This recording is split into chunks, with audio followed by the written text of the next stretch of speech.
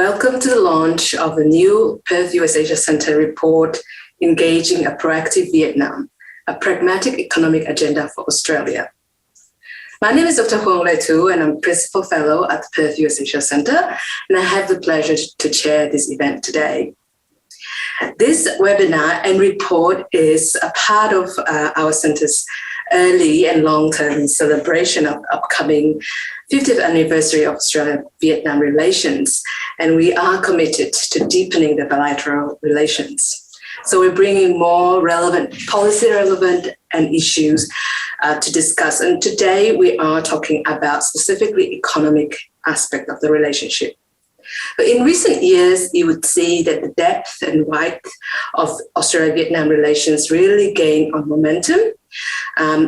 Both countries are increasingly recognizing each other's strategic importance, and that was demonstrated by the strategic partnership that the two countries signed in 2018. But there remains identifiable areas where bilateral relations can further strengthen, and particularly in the economic domain. Australia's investment in Vietnam remains, comparatively to others, middle powers in the region, relatively low, and two-way trade, while gaining momentum and really significantly increasing.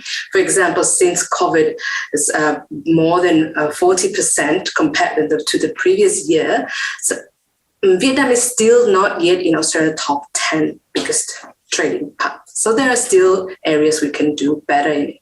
And in fact, the strategic partnership I mentioned recognizes three key areas of future growth, them being enhancing economic engagement, deepening strategic and defense and security cooperation, as well as building knowledge and innovation partnerships. So in November 2021, Australia and Vietnam finalized Australia-Vietnam Enhanced Economic Engagement Strategy, which aimed to support two countries' joint ambition to become each other's top 10 trading partners and doubling two-way investment. Our report, which I also had a pleasure to co-author, identified key areas of growth and key areas of mutual interest to develop a clear and actionable policy agenda for Vietnam and Australia cooperation, and specifically not only benefiting bilateral relationship, but also contributing to economic resilience of the broader ASEAN region. This report was kindly supported by DFAT's Australia ASEAN Council grant, and we're grateful for that support. And we also had a pleasure of the Honourable Tim Watts, Assistant Minister for Foreign Affairs, to give us a foreword in the report. And the report was also partnered with the Diplomatic Academy of Vietnam. So today, to launch this report, we have an excellent panel. Ms. Sonia Arakal, who is the main author of the report and a policy fellow at Perth US Asia Centre. She mainly works on Indian investment issues, and she will get us started with a brief summary of key findings of the report for about 12 minutes in presentation. We then move to commentary by Dr. Le Trung Kien, who's joining us today from Hanoi. He's an Assistant Director General from the Diplomatic Academy of Vietnam and contributed to the report. Kien will have around 7 to 8 minutes to present his comments and views, particularly from Vietnamese perspective. Then we have Andrew Parker, Senior Trade and Investment Commissioner, Investment in New South Wales, joining us today from Singapore for his views and comments from Australian and business perspective in particular. After that, we will have move on to the Q&A session, where we invite all webinar participants to join the discussion. So please submit your question through the chat function. That's a quick and brief introduction from me. So without further ado, Sonia, the mic is yours. Great. Thank you, Dr. Huong. I hope you can see my screen, and I will open with just acknowledging that we are gathered here today on the land of the Whadjuk people in Perth. And I was very happy to inherit this project from Carl Springer, who was awarded the grant from the Australian ASEAN Council, and even happier when Dr. Huong Latu came on board as a co-author, given her vast experience in foreign policy, Vietnamese foreign policy. The grant originally asked us to explore three questions.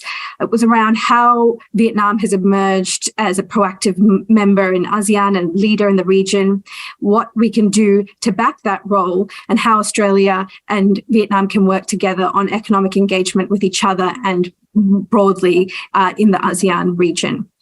Our findings were based on research and consultation with Vietnamese and Australian stakeholders across government, business, and the foreign policy community. There's probably two main areas of recommendations that were surfaced. Firstly, at a regional level, the need to continue to support Vietnam's leadership role in the region, not only in traditional multilateral frameworks, but also by advocating for Vietnam's inclusion in new and existing economic unilateral groupings. Also at a regional level, to work jointly with Vietnam to advocate for the uptake of the myriad of regional economic agreements, specifically focused on the SME sector, as well as doubling down on the many existing development programs that Australia has in place in Vietnam and in Southeast Asia, programs such as the Mekong Australia Partnership and Partnerships for Infrastructure. We also found that in order for Australia to support Vietnam's leadership role in the region and contribute to Southeast Asia more generally, it was important to start with a strong and mutually reinforcing bilateral relationship. And as Dr. Huong Latu had noted, we made significant progress to this end with the enhanced economic strategy produced by DFAT at the end of last year. But given how much the world has changed in 2022, we note that there's a need to reprioritize some of these identified areas to respond to Vietnam's and the region's immediate needs following shocks such as the Ukrainian war and the continued lockdowns and the effects they're having on supply chains. So why Vietnam? Well, we can answer that question from both an economic and diplomatic perspective. Economically, there's three reasons. Firstly, it is the fastest growing economy in our neighbourhood. And we can see from the graph that COVID-19 did little to impact that. Vietnam bounced back stronger than ever and continues to be the fastest growing economy in the ASEAN region. Secondly, Vietnam is reaping the benefits of the shift in global supply chains. With companies looking for alternatives to China, Vietnam is the next obvious place for outsourcing of manufacturing, especially in areas such as technology and advanced manufacturing.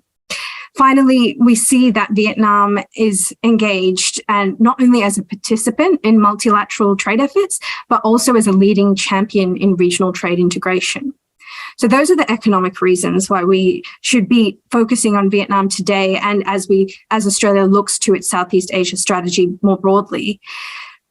Dr. Kien Le Trung has detailed in our report why geostrategically Vietnam will be central to Australia's Southeast Asia's engagement. He points out that Vietnam's ASEAN chairmanship in 2010 and 2020 really reaffirmed the leadership role it plays.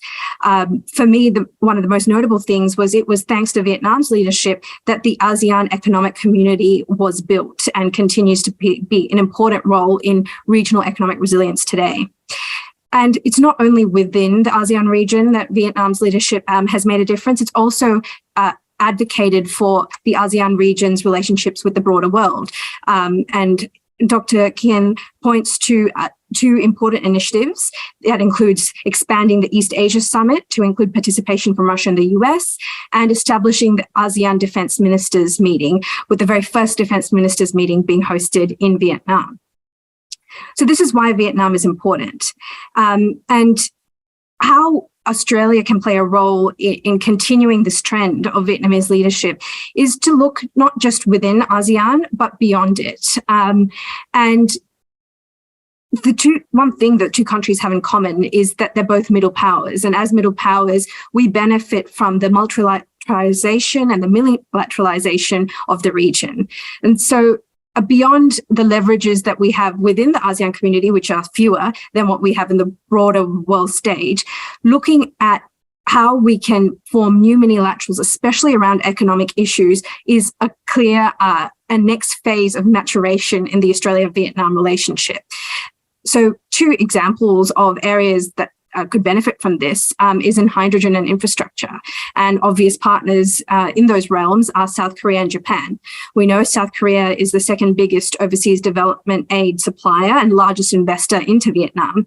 And we also know that Australia-South Korean relations are growing. And given there's an existing hydrogen partnership, this is an area that the 3 could work together in a minilateral formation. Japan is increasingly becoming a quasi-alliance partner for Australia. And it is Vietnam's largest provider of official development aid. And there's real complementarities in the infrastructure and battery supply chain space for the 3 countries to work minilaterally. Before diving into the shared goals the 2 countries have for the wider Southeast Asian region, I'd like to point out that there are important differences in Vietnam's and Australia's strategic outlook. Though both countries share concerns regarding Chinese claims in the South China Sea and both have experienced Chinese trade coercion, they have markedly different approaches to managing these. As Dr. Latu points out in her writing and in this report, the nature of Chinese economic coercion directed at Canberra and Hanoi has been quite different. Vietnam has experienced ad hoc instances, such as randomly extending custom clearance times, whereas Australia's has been economic sanctions explicitly targeted for political means. And secondly, the way they've responded is different too. So despite facing trade coercion, Vietnam has kept ministerial and party level dialogue open, and this is in contrast with Australia's approach. Though there are differences in how the economic vulnerabilities and techniques used to mitigate them, both countries have shared interest in the wider region's resilience to shocks, whatever form they may take. And the report focuses in on the SME sector as being critically important to this. You can see on the screen there are a myriad of different trade agreements, but unless the benefits of these trade agreements flow to all parts of both economies in Vietnam and the region, it won't deliver value for its members. And business stakeholders we spoke to talked about the many challenges that small and medium enterprises have in engaging and making use of these trade agreements. This is especially important, the SME sector, to the ASEAN economic region, because it accounts for approximately 98% of all enterprises, and up to 85% of total employment is in the SME sector. So this is an important area for Australia to be engaging with and working with Vietnam on in the wider region. Specifically, stakeholders told us about how difficult it was to identify unique export opportunities to Australia for countries in the ASEAN region. And so our recommendation around this is that though we do some regional trade development activities, these activities don't go far enough. And in fact, Australia needs to get down into the detail and play a larger role in import facilitation. And this should already be a priority for Australia, given the lack of diversity in our imports is a strategic vulnerability. So it's an area that both the Southeast Asian SME sector can benefit from and in Australia's strategic interests. I won't spend too much time on the existing regional mechanisms that Australia engages in, only to say the reason I wanted to highlight them in this report is that often with a change in government, there tends to be a reinvention of the wheel, and there's important and successful work that's happened, especially from a development perspective in the region that should be built on. I leave to Dr. Kien Latrung to talk about the Mekong Australia partnerships and how these can be built on, but I will just say that this has been the Mekong sub-region has been the subject of Vietnam's proactive middle power engagement with lower Mekong countries like Cambodia, Laos, Myanmar, and Thailand. And so this is a really rich area that Australia should back in Vietnam's leadership role, but also engage even deeper in areas like the Mekong Delta within Vietnam. When it comes to the Partnerships for Infrastructure program, it's still in its infancy, and it may be too early to be thinking about what the next stage looks like, but I bring it to your attention as an example of how we might leverage developmental activities to create a more sophisticated economic relationship with Vietnam or with the region. The need to connect our commercial diplomacy with our development activities through programs like Partnerships for Infrastructure is how we move from a purely paternalistic or developmental lens to one about integrating economically with our closest neighbours. And now this requires sophisticated policy thinking, and it is a difficult task to kind of balance competing commercial, developmental and strategic objectives.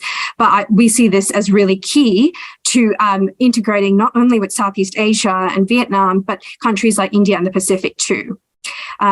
What this leveraging of our existing development advantages for commercial diplomacy might look like is closer coordination and explicit public coordination between Partnerships for Infrastructure, Austrade and Export Finance Australia. Though the report doesn't go this far, the consideration of a development finance institution and the role that could play in the infrastructure story, especially for countries like Vietnam, is needed. So we need to be thinking how we can use our development chops in Vietnam or Southeast Asia to integrate commercially with Southeast Asia and Vietnam. Finally, we reflect on the strategy produced by DFAT at the end of the year. And as someone who's worked in the India space, I sometimes get a little bit worried when I see a big, thick strategy sitting out there. Now, this is an important piece of work, but I remember that the Verghese report, a big India strategy, was produced in 2017, and it wasn't until 3 years later that it was revived. There were a myriad of reasons, changes of government, that the India report sat on the shelf. And one of the key reasons we wanted to involve the economic enhanced strategy in this report is to ensure the longevity of this document. There's some really important things in it, and it's an exciting step for growing ties bilaterally. But the takeaways from the reflections on the India experience with a big economic strategy report was that we need to have consistent engagement over numbers of years, and that we need to be seeing these reports or strategies as living documents that should be updated. And so our recommendations around the enhanced economic strategy are simply a reprioritization of efforts to respond to the fact that contemporary challenges such as the war in Ukraine and lockdowns in China have disrupted global supply chains and have the potential to dampen Vietnam's economic growth. I'll just quickly touch on the three areas that we identified. Energy cooperation. Already, Australian coal exports to Vietnam have tripled since 2017. It accounts for over half of Australia's merchandise exports to Vietnam currently, energy and resources. But beyond coal and gas, Australia has the potential to become renewable energy superpower, and one that has a considerable role in Southeast Asia and in countries like Vietnam. My colleague James Bowen always talks about the need for Australia to establish clean energy partnerships, not just with advanced economies or high capacity economies like Japan and China, but also with emerging economies like Vietnam. In terms of supply chain cooperation, Vietnam is a manufacturing hub, and it's highly dependent on raw inputs that it sources from China and other countries. So, for example, Russia and Ukraine are major suppliers of nickel, krypton, aluminium, and palladium. But with these continuing lockdowns in China, minimal movement at its ports, the war in Ukraine, it's become challenging for some Vietnamese supply chains to get these raw inputs. So further studies needed about whether Australia can play a role, and this should be a priority. Lastly, food security. We know this is a key front of mind for our Southeast Asian neighbours. And in fact, in May 2022, Deputy Prime Minister Lim Min Kay, he proposed a establishment of a food innovation hub for Southeast Asia housed in Vietnam.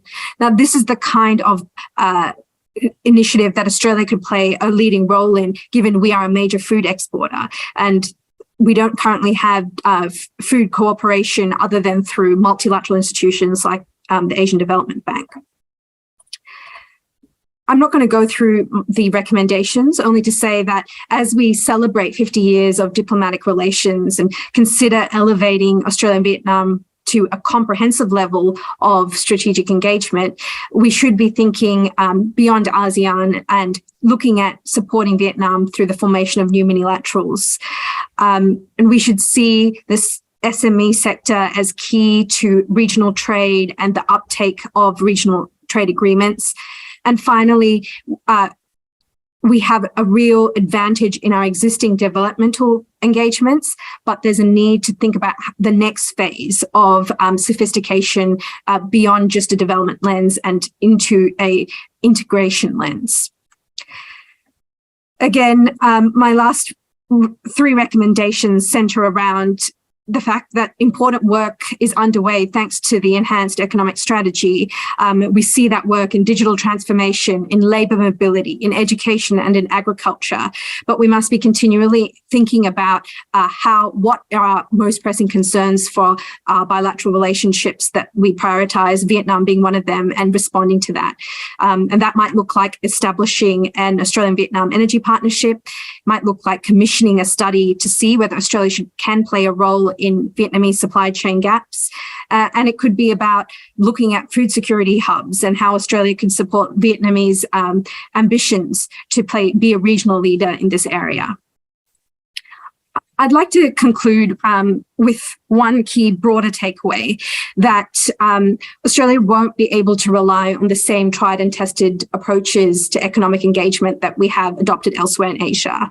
Relationships with Japan and South Korea and China formed around establishing a key sector, a flagship export industry, in this case iron ore, and a broader relationship built around that.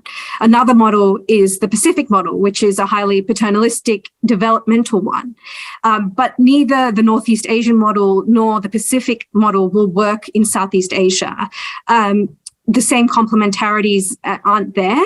And so we need to be thinking differently about how we engage economically and articulate an overall strategy. And this report proposes that though Australia has traditionally focused on exports and aid, when it comes to Southeast Asia and countries like Vietnam, it has to be about investments and exports, and imports.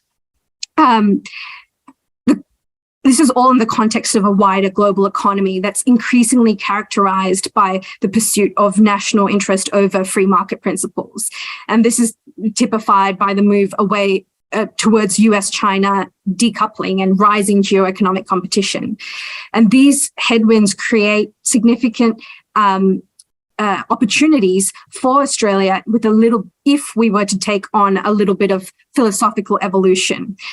We would be well placed to capitalize on these changes. We know that Australia is home to the fourth largest capital reserves in the world, thanks to our superannuation system, and deployed effectively, it could be our greatest strategic asset. But this means governments need to get comfortable playing a proactive role in areas where they traditionally haven't, areas like import facilitation and investment. This is particularly important for our engagement in Southeast Asia and in countries like Vietnam. And these areas should be the focus of our future ASEAN economic engagement strategy. Thank you. Thank you, Sonia, for this excellent overview of the report and kind finding. May I remind everyone that you can access the full report at the Perth US Asia Center's website. This is how it looks like, and you'll find the full list of our very concrete recommendations. There's a lot to unpack there. It's a lot for thoughts for policymakers, for the business community, and people generally interested in Vietnam, Southeast Asia, and Australia's roles in it. Let me start with Dr. Kien to ask his view on the report, but also to give us a perspective of how, from Hanoi, he sees Vietnam's role in ASEAN, and particularly in terms of regional economic engagement and Vietnam's dynamic economy, what is gearing up to do in the post-COVID recovery time. So, Dr. Kien, the mic is yours, please. Thank you very much, Tigran and the Perth US Asia Center for inviting me to this webinar. And thank you also, Sonia, for your excellent presentation of the report. I think it is a very comprehensive one that has set out strategic recommendations on how the path of Vietnam and Australia cross in our economic progress. Now, let me share some of my thoughts on the Vietnam growing role in ASEAN and the regional economy. So first, let's start with a broader and strategic bird's-eye view. Now, the accession of Vietnam to ASEAN was one of the most critical milestones in the country's regional and international integration. And you may wonder, why is that? Why Vietnam is a strong advocate of ASEAN and as one of the most active players in the regional economic integration? So the answer is quite simple, because it is evident that the ASEAN membership was driven by pragmatic reasons of creating a stable and peaceful regional environment for Vietnam's security and economic growth. And there is a recognition in Vietnam that by working with ASEAN, we can have a greater impact on the regional and global events rather than just by acting alone. So the ASEAN membership increasingly provides Vietnam with a feeling of being on board with other ASEAN countries. And on another way around, for ASEAN, Vietnam has a unique position as a bridge between the mainland Southeast Asia and maritime Southeast Asia. Some of my friends in Malaysia and Indonesia have just recently shared their thought that Vietnam should not be viewed only as a mainland country, but also as a maritime country in ASEAN. So with the first point, we have dealt with the question why, and now this comes to the second point of question how Vietnam contributes to the regional economy in ASEAN. The first point here is that Vietnam has been very active in contributing to the formulation of strategic directions and major decisions of ASEAN in regional economic integration. And we cannot do this alone, but do it with the strong cooperation from other ASEAN fellow members. Let me draw your attention to some prominent examples. So in 2010, Vietnam chaired the 16th summit to issue the ASEAN Leaders Statement on Recovery and Sustainable Development. And since then, ASEAN economic integration has focused more on sustainability, the balance of opportunities and benefits of its member countries. And as Sonia has just mentioned, it is also the first time has ASEAN launched a model of ASEAN economic community based on the harmonization of many policies, from economic to social, from environment to macroeconomic management, etc. And in 2020, again, as the ASEAN chair, Vietnam was working closely with ASEAN member countries to overcome the unprecedented challenge posed by the COVID-19 pandemic. And ASEAN has showed its solidarity and unity in mobilizing the overall strength of ASEAN community to respond to the pandemic. The second point here is Vietnam has also done our best to fulfill our commitments to make words into actions. So Vietnam is currently the top 4 countries with the highest implementation rate of AEC Blueprint 2025. And from 1996 until 2021, the trade turnover between Vietnam and ASEAN had increased by more than 16 times. The third last point. So for any relations to sustain and flourish, it must be a two-way relations. And the membership of the ASEAN community provide Vietnam more opportunity to access regional and external markets, thereby expanding markets and diversifying export products. And the economic integration into ASEAN has helped Vietnam to attract foreign direct investment and make Vietnamese enterprise to be more competitive. So at the end of July 2020, the foreign direct investment from ASEAN into Vietnam reached about 82 billion US dollars. So it's account for about 22% of the total FDI in Vietnam. And the last point is that Vietnam now is in the better positions to contribute to the Southeast Asia economy. And in 2021, Vietnam's economy ranked third in ASEAN in terms of the PPP. And Vietnam has a network of 17 FTA with about 60 countries and territories around the world and covering about 60% of the world population. And this includes a series of FTA with ASEAN and partners.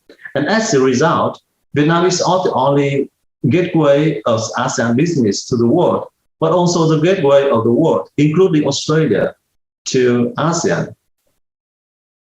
And in this context, I would like to draw your attention to the 3 points that Vietnam and Australia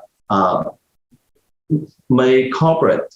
The first point is that we can join hands to build the ASEAN community and strengthening the Australia-ASEAN relationship. The second point is that we can join hands to strengthen our strategic autonomy. So what is this? What is this kind of autonomy? And I think it is not to overly depend on any single market.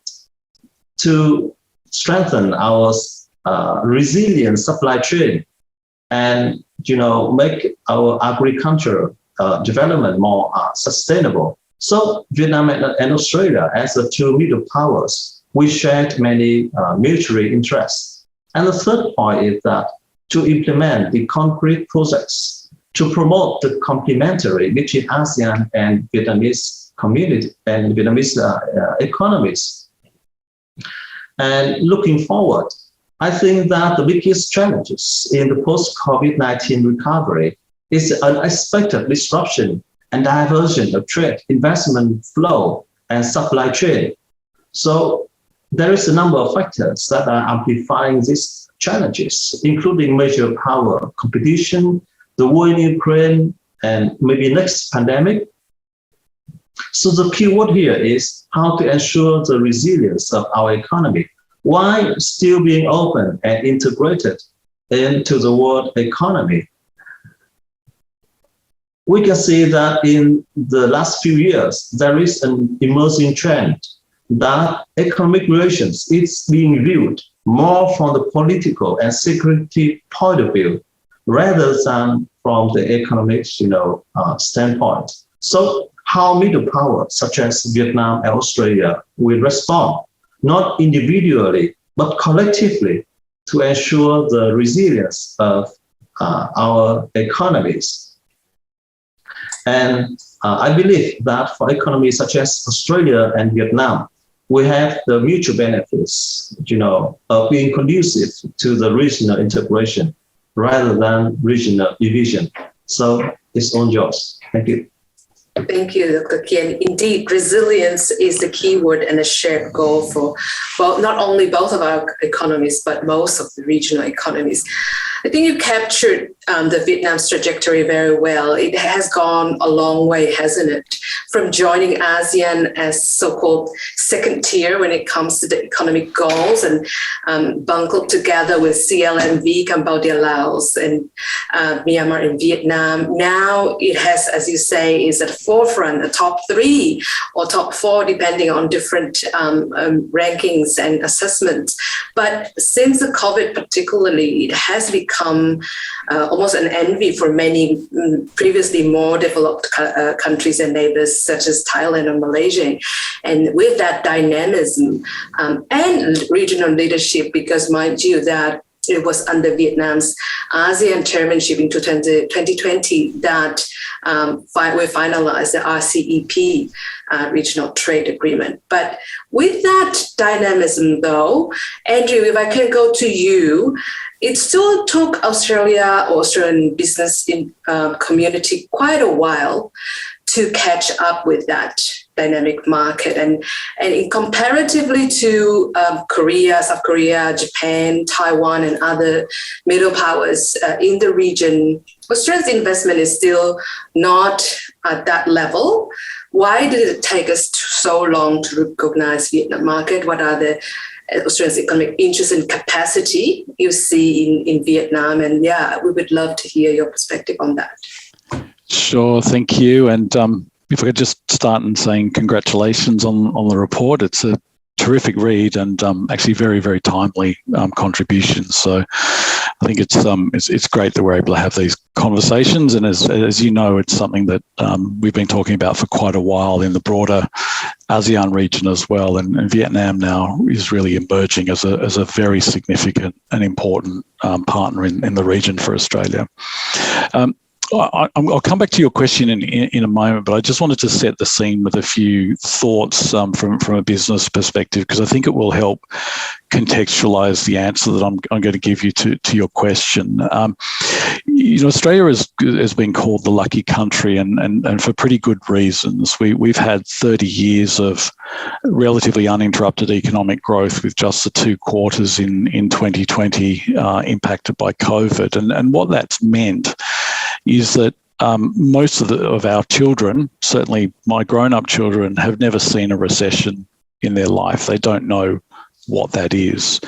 Now, COVID, of course, and preserving the economy through COVID has come at quite a significant cost to Australia. Our debt to GDP ratio is going to step up at its peak to levels that Australians have not seen since the end of World War II, but still relatively low compared to global standards at about 50% of GDP, but certainly levels that we're unfamiliar with in Australia. And of course, in recent times, and this has been mentioned on the discussion already, things like the dislocation of supply chains caused by COVID, more recently the impacts of war in the Ukraine, the energy transition that's ongoing in Australia, and of course the continuation of the strategic competition which is affecting the US-China relationship, and that's also, as everybody knows, having an impact on Australia as well. So I think it's pretty fair to say that the next 25 years for Australia are not going to be anywhere near as easy as the last 25 years have been for us. Now, that's not to say that they won't be good, and I'll talk about why I think they will be good for Australia. But it is, and Sonia made this point, it is going to require a bit of a rethink about how we do business in the region if we're going to be successful. So why do we need to be, or why should we be optimistic? I think, one of the key things about being optimistic is we also have to be realistic at the same time.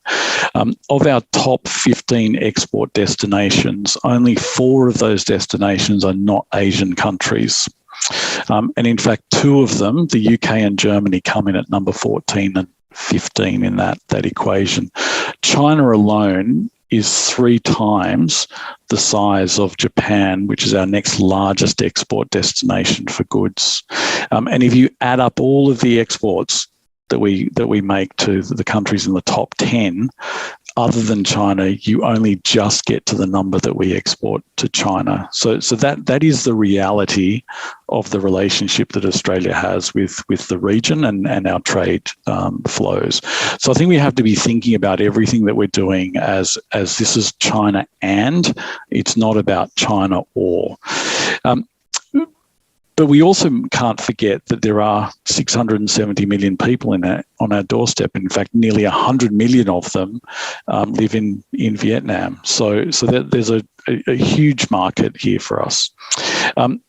We've got real assets to play in this equation, and an awful lot to offer the region. We have a well-educated population. We've got strong education and skills sectors, world-class researchers at our universities and CSIRO, and honestly, a diaspora to die for. I can't think of a country in the world that wouldn't want to have the diaspora that Australia has. Over 300,000 Australians or say that they have Vietnamese ancestry. Nearly 300,000 of Australians were born in Vietnam, and it is the fourth most spoken language in homes outside of English. So we've got significant capabilities to bring to bear in this discussion. But as was just pointed out, Vietnam is still not in our top 10 export markets. We sell more to New Zealand with a population of about 5 million people and an economy which is less than 2/3 the size of Vietnam's economy than we do to Vietnam. And on the direct investment side of things, the story is actually even worse. Our stock of direct investment in Vietnam is only 1.4 billion Australian dollars. Now, to put that into context, what does that mean, or what does that look like in our overall balance sheet? Total Australian investment outside of Australia is $852 billion. So that's the stock of our investment. In ASEAN, in the totality of ASEAN, we have $27 billion. So that's only 3% of that total stock is invested in ASEAN. And of that 27 billion, 17 of it is invested in Singapore. So that leaves very little invested outside of the safety of Singapore. It took a decade for Australian investment in ASEAN to grow by $9 billion from 18 to 27. Now, think about Vietnam alone has had, in the last few years, consistently around about $16 billion, US dollars that is, of inflows of new investment into Vietnam each year, 16.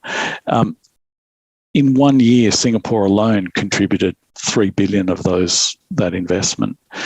Korea, Japan, China, as we've heard, are all significant investors in Vietnam.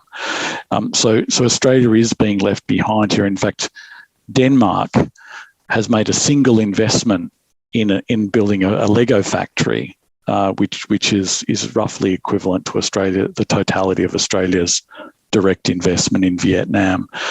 So it is something that we must find a way to fix. On the opportunity side, though, and this is something that we should really focus on. On the opportunity side, Vietnam is not a rich country. And it is going to need significant investment, not just in infrastructure, but in institutions that will support the economy being able to realise the kind of economic growth that I think 100 million people would suggest they're capable of achieving. Australia is never going to be the volume supplier of capital in this scenario. We don't have the balance sheet to do that, but we can provide capability. We can provide high quality capital to Vietnam to support its growth. And I think if the last 5 years has taught us anything at all in Australia, I think it is that our economic future cannot be separated from our security interests here.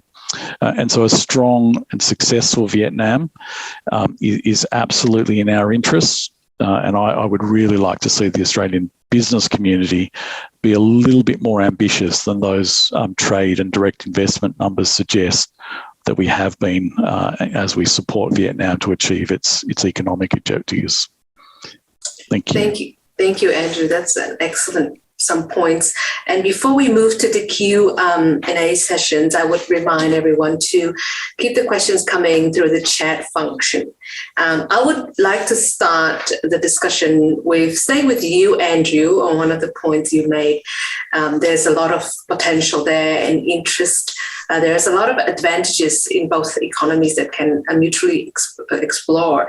But investment, it doesn't have to, and usually it does not, only depend on the state decisions, government decisions. In fact, they tend to be slower. It's actually more motivated by business community, but also other actors such as subnational actors like states. You representing New South Wales at Perth US Asia Centre. We had another report talking about Barrier Vũng Tàu specifically. So they are actually very active agents in economic changes and in investments. Would you tell us a bit more of that role of subnational diplomacy in Australia-Vietnam economic agenda? Yep, sure. So we actually have a memorandum of understanding with the Ho Chi Minh City government. They're a sister city of the state of New South Wales, and we have a number of areas that we focus on there in terms of the cooperation agenda. In fact, the reason I was in Vietnam last week there's a number of reasons, but one of them was to meet with the Ho Chi Minh City government to talk about how we were actually going to go about implementing some of the ideas in that report. And we're focusing on things like agriculture, technology, transport infrastructure, education, skills. And why these sectors? Because these are all sectors that are aligned with Vietnamese interests. So where does Vietnam want to get help from Australia, where we have capability and expertise that's valuable to helping Vietnam grow? And it's not just about one part of government. I mean, we work very closely with colleagues from Austrade, with DFAT, the CSIRO, universities, the business community, and various other New South Wales government agencies to bring all of those pieces together to deliver things which are useful to Vietnam. So it's, I think, to the point that Sonia sort of made before, which was getting away from just aid for aid's sake, but actually providing capability and real expertise that makes a difference to businesses or governments and ultimately the people in Vietnam. Thank you. Kian, if I can move to you, one of the issues that Sonia mentioned in the report was about Mekong and Mekong sub-region, and you provided a contribution to the report on the Mekong Delta. It's important not only obviously for strategic reasons, but also for economic reasons. So if you could give us a recommendation how Australians' engagement, both in terms of development and investment, if they were to focus more on Mekong Delta, where would the priorities lie? Well, thank you very much, Zion, for your questions. Let me just start with the significance of Mekong. So why this small sub-regions matters to the whole Southeast Asia and to the broader, Indo-Pacific region as well. So three very quick points I want to make. First, in terms of the security, the non-traditional security, especially the food security in Southeast Asia, matters a lot to the Southeast Asia. In other words, some of the Southeast Asian countries largely depends on this sub-region for the food security. And now food security in the Mekong sub-region is in danger. Second, in terms of development, we cannot, talk about the ASEAN economic community without the, successful integration of the Mekong sub-region into the Southeast Asia as the whole. And the third point is Asean Centrality, which has been discussed a lot. Where's Asean Centrality now? It faces many challenges. So why ASEAN, do not, play the, driving role in the Mekong sub-region securities, and development issues? Why? This is one of the few regions in the world that have almost all the multilateral corporations from, major power in the world, such as the US, China, Japan, India, South Korea, Australia, and with the prospective engagement of the EU and the UK. So this first 3 points.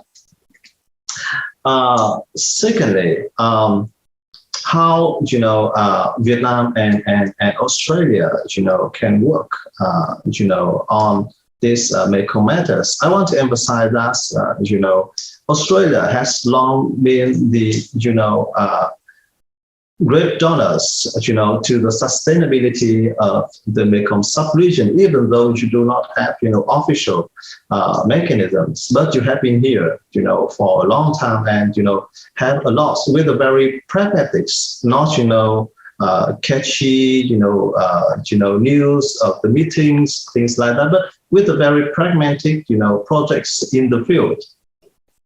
So with the Mekong-Australia, partnership, I think that we can, tap on that, potential of that program. And as I have, proposed in the report, 4 key, initiatives that we can promote. The first is the Mekong-Australia policy dialogue. So this just to showcase, to provide the valuable inputs for Australia's Mekong policy to ensure the effectiveness and doubleness of Australian engagement with the Mekong sub-region. And as a research institution in the Mekong sub-region, we, the DAB, can partner with you on that. The second is the Mekong Australia Knowledge Hub, to build the knowledge, to provide the database solutions for the challenges in the region. And I think this also the areas that Australia has a capacity and the Mekong sub-region has a need. The third one is the expert exchange program. Please remember that I'm also an expert and I want to join this program to be back in Australia. So, but I think that we already have many, great programs that we can build upon, such as Australian Hours, Endeavour Leadership programs, and other, exchange program as well.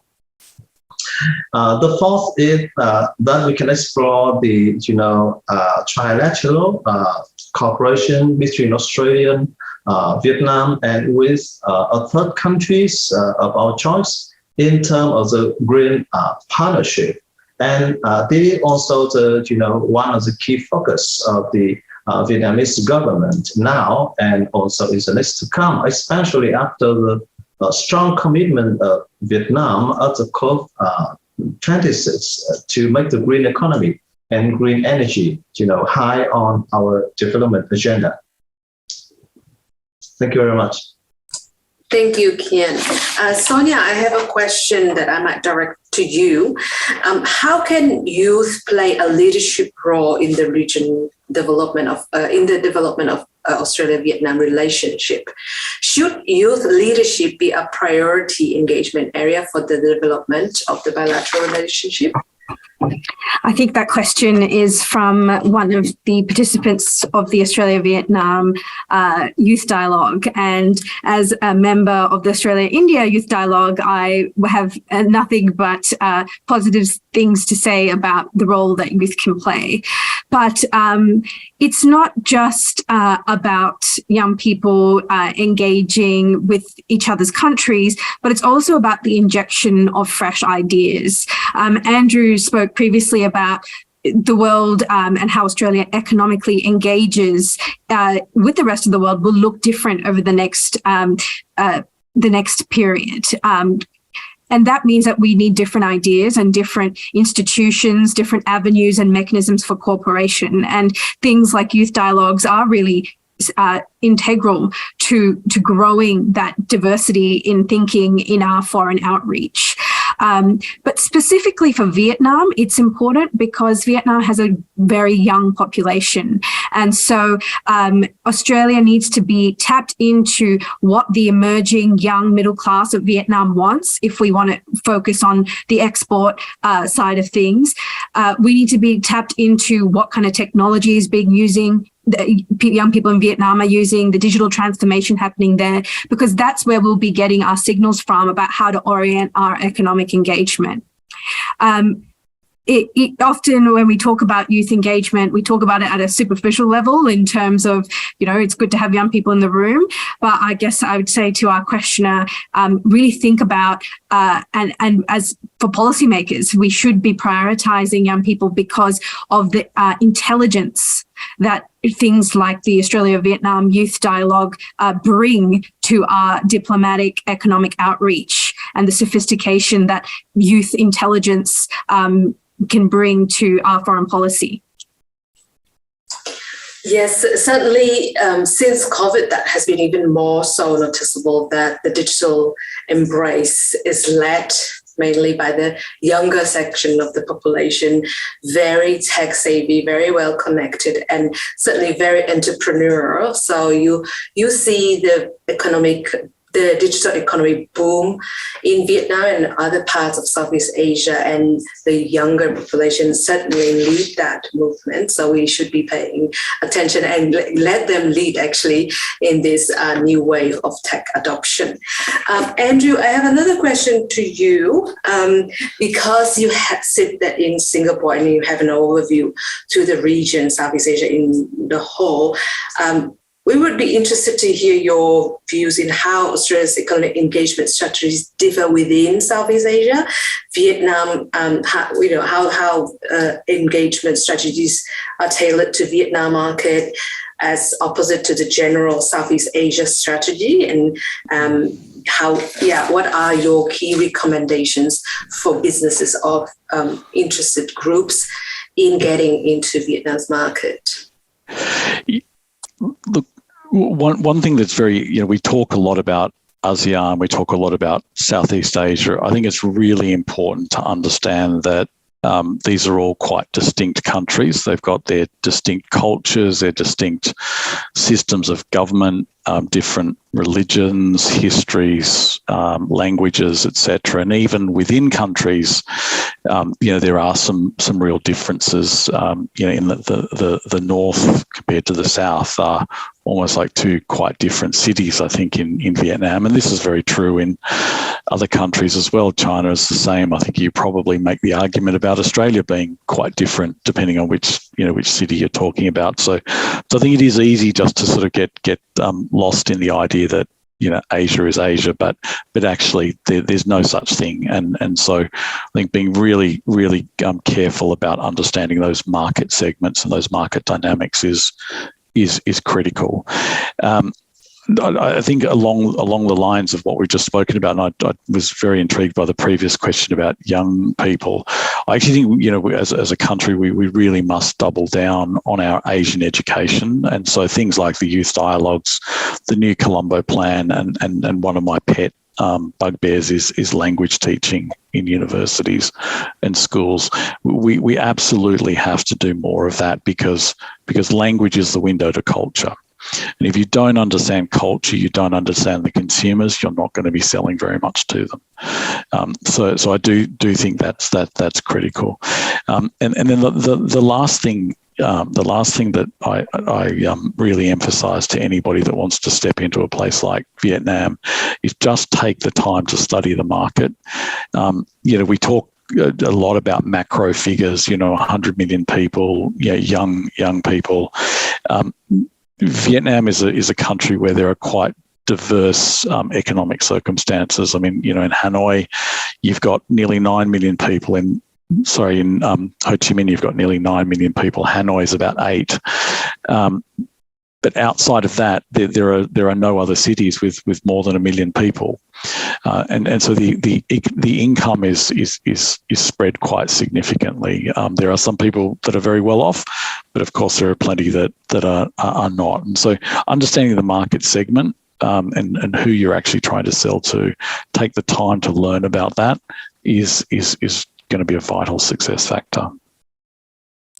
Thank you, Andrew. We've got a few questions lined up, but since we have in the audience Robin Moody, who just finished her post as ambassador to Vietnam and not only witnessed but contributed really to the deepening and strengthening the bilateral relations, I wanted to take this opportunity to give Ambassador Moody a mic. and if she wants to make some short comments contributing to the webinar. Robin? Please. Great, thank you. Can you hear me? Yes. Great. It's really wonderful to be here and great to see some familiar faces on the screen locally, and it's lovely to see someone from the Academy and really pleased to see this event going forward. I just wanted to make a short comment, just I guess slightly piggybacking on my past role, which is no longer my role. I'm now heading up the Southeast Asia Regional Division in DFAT, so I will have an ongoing interest and agency in our affairs of Vietnam, which I'm really pleased about. But just to say that I'm delighted to see this focus through the work that the Perth US Asia Centre has done in this report on the economic relationship between Australia and Vietnam. It is through separate processes which run parallel to government that we will really breathe life into the agenda going forward. And in particular, I think it's so important to have a range of different stakeholders engaged in your work to keep the spotlight on the opportunities in Vietnam and to keep us focused on those goals of doubling investment and becoming top 10 trade partners, which that language still rolls off my tongue as I say it 100 times a day. In particular, I thought it was really interesting, some of the comments made in the presentations. I think it was Sonia who was talking about the need to continue to breathe life into the enhanced economic engagement strategy and to keep it alive and relevant. And I do think that the work by the Perth US Asia Centre and others will and it's not a one organisation job, it's something that we need to work on together. So I'm really delighted that that there is this sort of additional vehicle to take that forward, and some really interesting thoughts and ideas in the recommendations as well. In particular, what caught my eye was the focus on engaging across the region and providing, I guess, additional energy and momentum to Vietnam through working with other countries like South Korea. So just a few comments from me to say congratulations and thank you for the work in supporting this ongoing agenda, which I think will be with us for a long time to come. So great to be here. Thank you, Robin. It's great to have you at the webinar, and we are acknowledging your contribution to the bilateral relations. Congratulations on your new post, and we hope to engage further with you in your new role.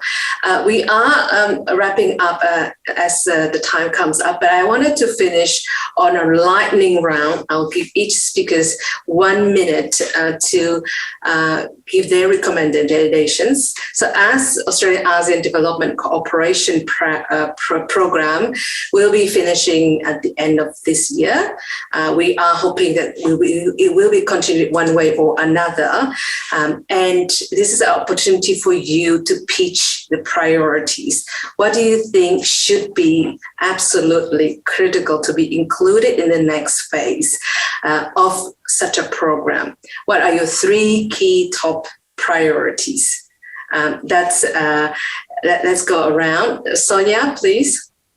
Oh, Dan, I was hoping you wouldn't come to me first, but all right. I reiterate the 3 key areas as being government needs to play a role in places that they might be uncomfortable or not used to playing a role in. And that comes back to the import facilitation. We know SMEs and Southeast Asian economies are hungry to import into Australia. We know that a concentration of imports from China is a strategic vulnerability. So that needs to be an area of focus, and it needs to find a home in government. I think as well, leveraging our existing capabilities in development and connecting them to our commercial interests would be my second, and that's around the investment piece. As Andrew noted, we've stepped away from being directly involved in investment and focused around capacity building, but I urge us to step back into it. We have the 4th largest capital reserves in the world in our superannuation system, and the policy thinking is needed about how we unlock that to be a part of Vietnamese infrastructure story and Southeast Asia's infrastructure story. And then largely, I would also say that we've got to think about how we structure government around Southeast Asian engagement. This is a comment that's been made previously by the AP4D around sophisticated economic engagement, and finding the appropriate homes in government will unlock that level of sophistication that's required to really make Southeast Asia our next China or Japan or South Korea. Thank you. I hope DFAC is taking notes. Dr. Kian, 3 top priorities you would recommend? Yes, I will be very quick. The first priority is that we have talked about the framework, and now it's time to talk about the pragmatic projects to move forward the cooperation. And the key point is that pragmatic and avoid being dragged into the major power competition. I think it is important to move the relationship forward. The second one is the strategic autonomy for Australia and Vietnam as middle powers to, ensure the resilience of our, trade, investment, and,